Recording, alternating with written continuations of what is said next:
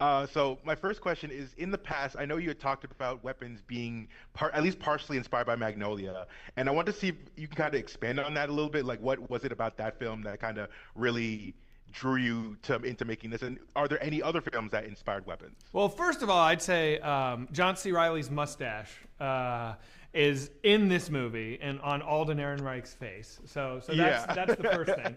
I actually Alden, we kind of designed him like with his hair and the mustache and everything, kind of off of John C. Riley and Magnolia. But the reason that Magnolia for me is kind of like the biggest sort of touchstone for this is because it's a big sprawling multi-character epic, and it's overwhelmingly kind of somber, but it's also hilarious. It has a very distinct palette, but it paints with a lot of different colors, if that makes sense. And it's also it's sort of unapologetically an epic. And I just liked the idea of making a horror movie that felt like an unapologetic epic in the way that Magnolia was. And also there's Magnolia has this weird kind of amazing miracle at the heart of it.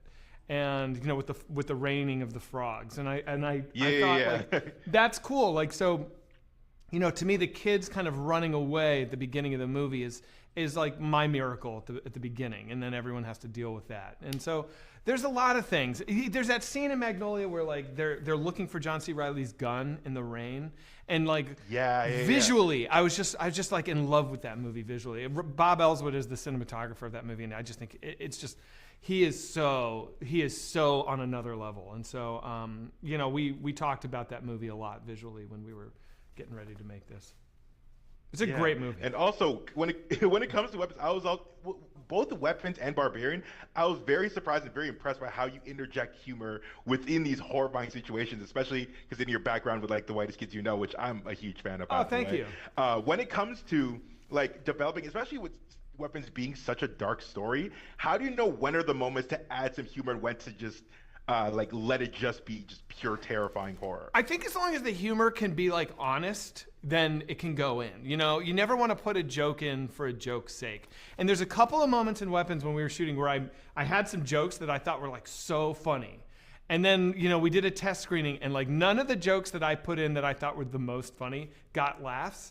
And it's because they were like jokes to be jokes, you know what I mean? Whereas when the humor is just a byproduct of the situation and it's truthful, then it works. But when I'm trying to like write something clever, it's not good. So I try to make that the rule. If it's honest and it's born from the situation, then it will work. But if I go for it, it's probably not going to.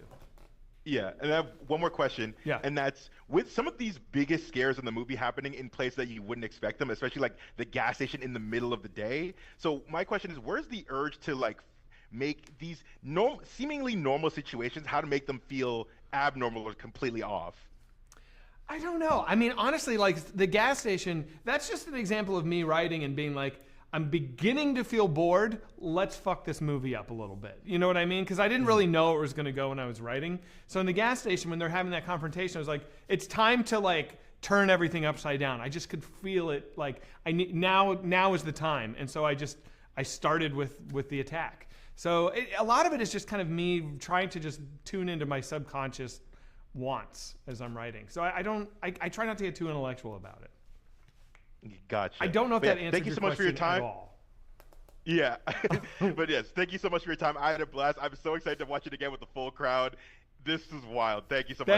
Thank you very much.